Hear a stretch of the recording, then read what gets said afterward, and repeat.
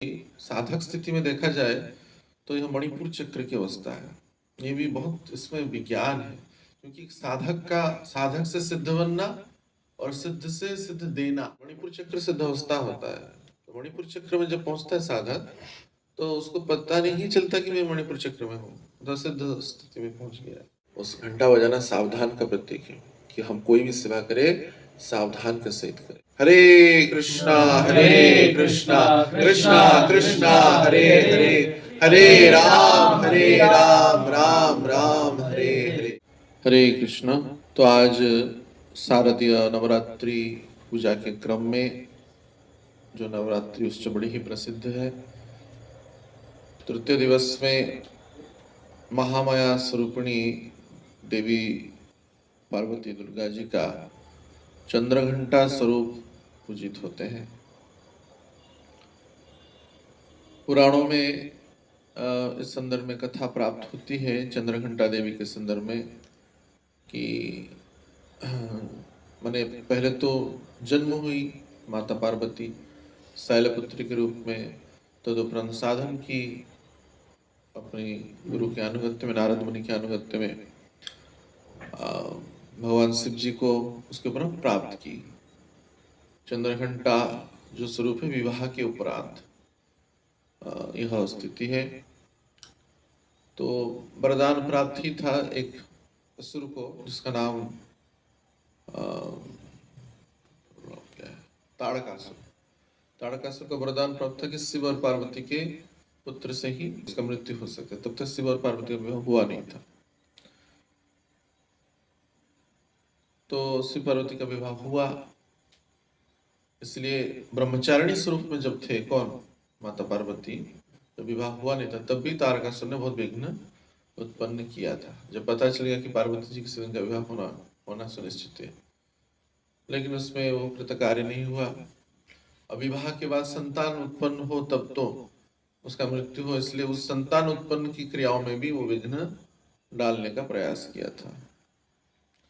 तो जब भगवान शिव निरंतर साधना में लग गए, तब तो ना रहेगा बांस, ना बजेगी बांसुरी। तो पार्वती जी का अगर मृत्यु हो जाए व्यवहारिकता में तो कुछ होगा नहीं, इसलिए उन्हें जाटकासुर नामक एक राक्षस को भेजा। तो उसने रात्रि के समय में वो चमदागढ़ों का, वो राक्षस चमदागढ़ बन के आए थे और व्याक्रमण की। कैलाश में सब विश्राम अवस्था में थे, शिव जी साधना में थे, पार्वती जी यहाँ पे उपस्थित थी। तो पार्वती जी यानी यह अवस्था जो चंद्रघंटा का अवस्था है, एक्चुअली साधक स्थिति में देखा जाए तो यह मणिपुर चक्र की अवस्था है। ये भी बहुत इसमें विज्ञान है, क्योंकि साधक से सिद्ध बनना और सिद्ध से सिद्ध देना की यह माने पथ है। देवी जैसे निम्नगानाम यथा गंगा वैष्णवानाम यथा शंभु, वैष्णव शंभु जैसे श्रेष्ठ है, वैष्णवी में भी सबसे श्रेष्ठ कौन है, पार्वती जी सबसे श्रेष्ठ है। और ये साधक साधक अवस्था में आई, साधक से सिद्ध बनी और सिद्ध से सिद्ध देने लगी, अर्थात गुरु तत्व बनी एक प्रकार से पार्वती जी। तो इस प्रकार से इस मणिपुर चक्र में साधक का सिद्ध अवस्था आ जाता है। मणिपुर चक्र में जब पहुंचता है साधक की चेतना, पहले मूलाधार में रहता है। मूलाधार मैंने जन्म हुई शैलपुत्री के रूप में, यद्यपि ये मूलाधार चेतना है नहीं, लेकिन एक व्यावहारिक रूप से उसके बाद साधन कब करेगा जीव, जब आत्मा की स्थितियों को अवगत होगा। आत्मा का स्थिति परमात्मा का साधन करना, भजन करना। तो आत्मस्थिति में स्वाधिष्ठान, स्व में अधिष्ठित हुई। तो साधक जब स्व में अधिष्ठित होगा तब भजन करता है, भजन करने का प्रयास करता है। तो इस प्रकार से साधक सिद्ध बनने की प्रक्रिया इसी क्रम में मणिपुर चक्र की अवस्था है। देवी जो चंद्रघंटा है, एक वहां पे जब मैं जिस कह रहा था जाटकासुर का आक्रमण किया, तो ये डर गई, कभी करूं क्या। तो शिव जी साधना में नंदी भृंगी आदि विश्राम में है, पुत्र वात्सल्य भाव है, अभी जगाना सही नहीं है। और वैसे भी स्त्री बने तो उस इतनी बड़ी विशाल कैलाश में अकेली पार्वती ही अकेले स्त्री है, बाकी तो मैंने उनकी जय विजय सह जो भी थे और अन्य शिवगण की भी पत्नियां हैं, परंतु जो जो गिरिजा महल है वहां पे वे अकेली ही रहती थी। तो उस सूत्र में मैंने साधक जब सिद्ध हो जाता है उसको पता नहीं चलता कि सिद्ध हो गया। वैसे ही चंद्रघंटा देवी जो है वो सोचती थी मैंने पार्वती सूत्र में बस शिव जी की पत्नी है, लेकिन वो सिद्ध मणिपुर चक्र सिद्ध अवस्था होता है। तो मणिपुर चक्र में जब पहुंचता है साधक तो उसको पता नहीं चलता कि मैं मणिपुर चक्र में हूँ, तो सिद्ध स्थिति में पहुंच गया। लेकिन समय क्रम में कुछ लीला होता है जब, तो उसको अवगत हो जाता है। जब यह परिस्थिति हुआ तब जाकर के उन्होंने विचार किया अभी तो कैसे भी हो इसका निराकरण करना चाहिए। ये वैसे तो आदि शक्ति स्वरूपणी है, तब उन्होंने प्रकट किया। वो स्वतः वो जो सिद्ध स्थिति जो है जागृत हुआ, तब उन्होंने उग्र स्वरूप धारण किया। वहां पे निराकरण के लिए व्याघ्र वाहिनी हुई, 10 भुजा हुआ, और क्योंकि उस समय अंधेरा था तो उजाला के लिए चंद्रदेव का आह्वान किया। तो अर्धचंद्र स्वरूप में चंद्रदेव प्रकट है, उजाला हुआ। वो चमदागढ़ों के सेनाओं को भगाने के लिए उन्होंने घंट बजाया, घंटा। तो घंटा बजता है, देखे पक्षियां से उड़ जाते हैं। तो वैसे वो तो तामसिक स्वरूप होता है चमदागढ़ों का। तो चमदागढ़ गलत का प्रतीक होता है, तामसिकता का प्रतीक होता है, आसुरिक प्रवृत्तियों का प्रतीक होता है। तो घंटा बजा करके उन्होंने उन चमदागढ़ को भगाया।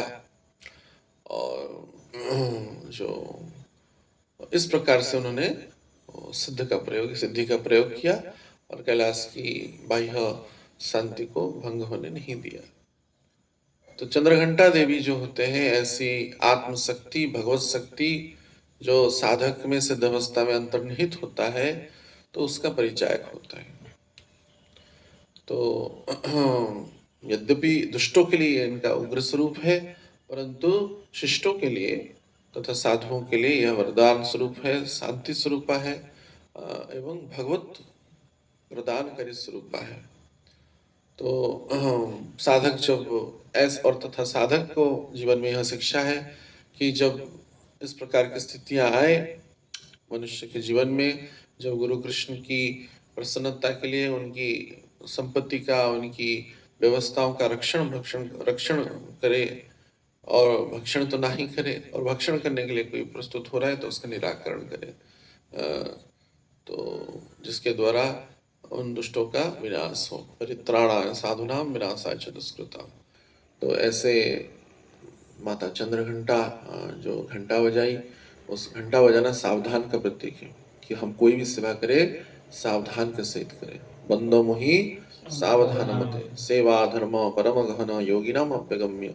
सेवा धर्म प्रयोजन तत्व का यह विचार है, तो इसको सावधान के सहित करें। तो सेवा अभिलाष दिए और निज दासी। तो सेवा का अभिलाष रखते हैं, लेकिन सेवा कैसे करना है? सावधान से। घंटा भी सावधान का प्रतीक होता है साधकों के लिए, कि हम सावधान के सहित सेवा करेंगे। और चंद्र यहाँ पे उजाला का प्रतीक है, और अज्ञानता रूपक अंधकार से ज्ञान रूपक आलोक का प्रतीक है। तो हम सभी शक्ति स्वरूपिणी चंद्रघंटा देवी के चरणों में प्रार्थना करें कि हमारे अंदर भी गुरु कृष्ण के प्रति सावधान के सहित सेवा करने का प्रवृत्ति आए। हम कभी भी अज्ञानता के अंधकार में ना जाए। वैसे चंद्र के आलोक, चाहे रात्रि भी हो, रात्रि वेला में चंद्र उपस्थित होकर के आलोक का पुंज प्रदान तो करता ही है, मंद मंद शीतल अमृत भी प्रदान करते हैं। तो हमारे अंदर भी अज्ञानता ना रहे। चाहे रात्रि दिवस में भी चंद्र के द्वारा आलोक का पुंज अर्थात गुरु प्रदत्त ज्ञान हो, और दिवस अवस्था में तो सूर्य नारायण है, दोनों ही भगवान के चक्षु हैं। तो ऐसे गुरु प्रदत्त जो ज्ञान है वो हमारी अज्ञानता को दूर करे, चाहे दिवस हो या रात्रि हो।